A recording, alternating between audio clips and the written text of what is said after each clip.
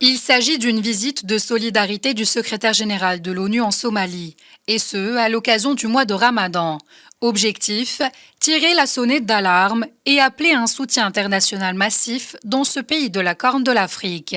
Elle intervient alors que le pays fait face à une sécheresse désastreuse, la pire en 4 décennies. Je suis ici pour tirer la sonnette d'alarme sur le besoin d'un soutien international massif. Un soutien international massif en raison des difficultés humanitaires auxquelles le pays est confronté.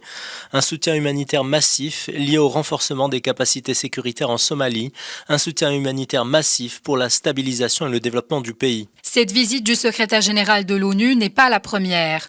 En 2017, il avait effectué une visite pour évaluer la situation humanitaire dans le pays et discuter des mesures nécessaires pour soutenir le peuple somalien.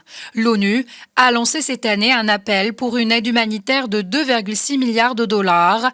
Le chef de l'ONU a une fois de plus exhorté la communauté internationale à financer d'urgence le plan de réponse humanitaire 2023 qui n'est actuellement financé qu'à hauteur de 15%. Antonio Guterres et le président somalien ont également discuté des efforts précieux du gouvernement pour lutter contre le terrorisme et faire progresser la paix et la sécurité pour tous.